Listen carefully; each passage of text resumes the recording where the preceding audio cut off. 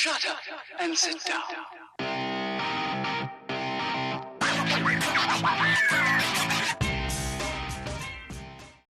Welcome back, Supercross fans. We are at Anaheim 1, round 1 of the West Coast. I finally finished that East Coast a few weeks ago. Took me forever. I was busy making all those other videos. But we're going to bang out this West Coast Championship over the next few months, hopefully. So A1 reigning, kind of similar, I guess, to the real series. I am running realistic difficulty now. I was on hard last season. So let's see how I do. Plessinger's trying to keep up with me here. I got that whole shot though.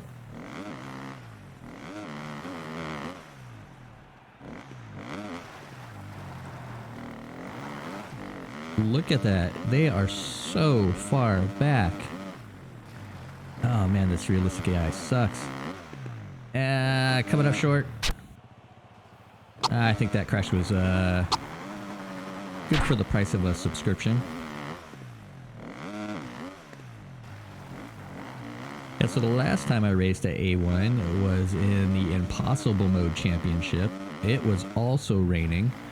So it was my first time in Impossible Mode, and I think I finished 14th. That was really hard. I did not know if I was even going to be able to finish a race in that Impossible Mode. If you don't know what Impossible Mode is, check out some of my other videos on my page. There are some. I've done about 5 or 6 rounds now. I'm actually able to win some races by locking perspective to the right or left view only.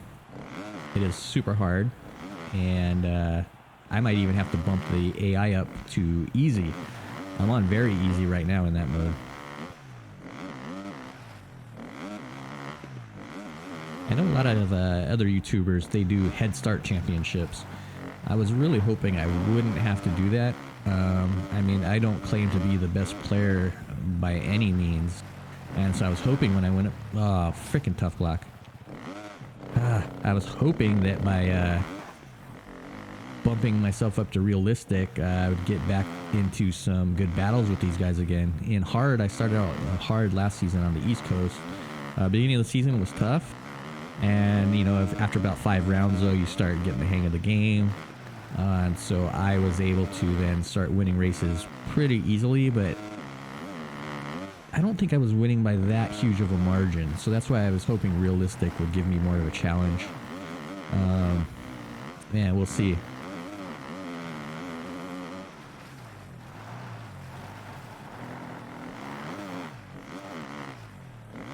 So have you been keeping up with the AMA Outdoor Nationals? Last race was in Colorado at Lakewood. I am originally from Colorado. I was born in Colorado Springs. I lived in Denver for quite a while. And yeah, I raced at Lakewood quite a few times when I was very young, on the 60s and 80s. So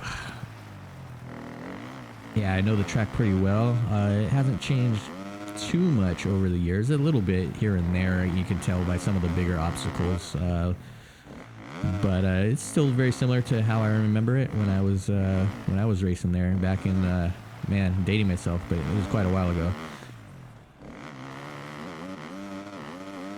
Lakewood is also one of the only places that I've gotten hurt racing a motorcycle, and that was at if the way they currently have the track, it is the second corner after the start. That little downhill and then a left-hander to go back up the hill. Well, this particular time they were running the track backwards, so they were going clockwise, and as I was coming down that hill and approaching that corner, the previous lap it was fine, and then sometime during the moto they decided to start watering, I guess to keep dust down or something. But that bottom of the hill, for some reason, I guess all the water went there, and it just didn't make a pool of water. It made like a deep ass mud hole, thick mud. And with my little KX60, I went right into this thing, the same line I was taking in the whole race. KX60 sticks in the mud does not fall over. It's just literally standing there straight up and down. I go over the bars, land on my back, and oh man, I couldn't run for like a month after that. Just, I should have went to the doctor. I never did. I don't know what it was, just a contusion, a muscle pull, something right in my lower back. But that was the worst I've ever gotten hurt racing dirt bikes. And man, I've gotten hurt a lot more times on BMX bikes. With all the scars to prove it.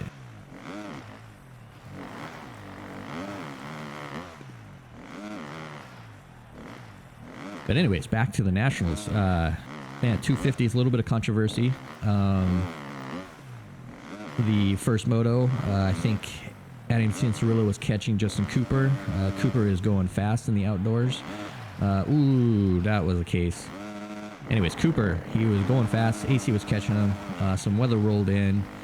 Like it can in Colorado, pretty fast. It changes. They had to red flag the race because of lightning in the area. So better safe than sorry. Cut the moto short a little bit. Second moto, same story. I think AC was catching Justin Cooper. AC got a little squirrely going up that uphill rollers and kind of landed half off and up on the track right on top of the banners. He went to the inside of the banners to recover. He kind of cut the track a little bit, but he did enter. He had to go over the banners. He did enter and let Justin Cooper by. He even then looked behind himself. He deliberately slowed down even more to make sure he did not get a time advantage. So I think he did everything he could correctly. And after the race, well, even before the end of the race, Justin Cooper went off the track like a lap later. AC passed him. Cooper made a charge at the end, but AC was able to hang on for the win and get the overall. After the race, Yamaha protest. So, you know, trying to say that AC broke the rules, this and that.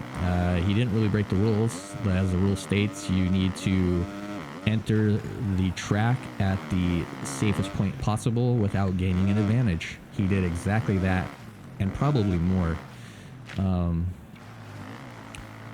You know, so, but if you haven't seen Justin Cooper's interview after, he just sounds like a whining little, I'm just gonna say baby, but oh man, I really don't like the guy now.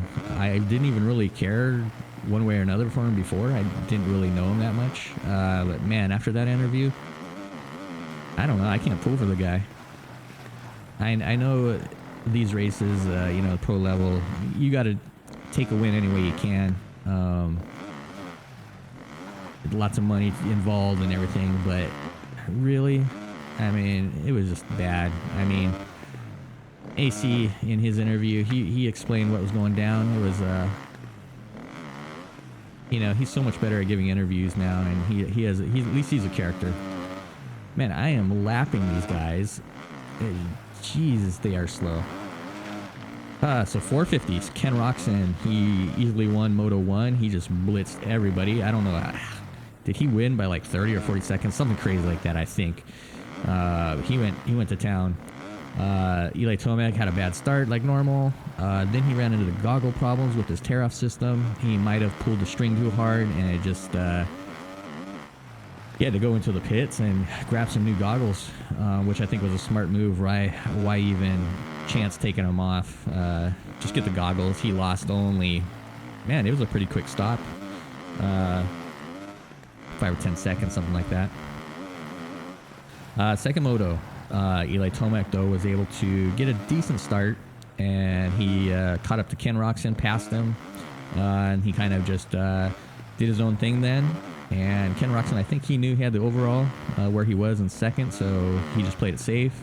And yeah, so Ken Roxon now regains the points lead since Eli had a 5-1 and Roxon had the 1-2. So it was a good race. Controversy 250. It was non-controversy, I think, but final lap, and here we go. Finally, it is over. The rain at A1. So I lapped all the way up to, let's see what we are. I lapped all the way up to 10th place in that race. Man, hey, if you guys didn't notice, I also picked the number 19 for my career number. I changed from my normal 513. Since I won the championship, I think I had the right to do that. So we're leaving here with the points lead. Hey, if you guys enjoyed this, subscribe, leave me a thumbs up, give me some comments, let me know what you thought. I'll catch you on the next one. Thanks a lot.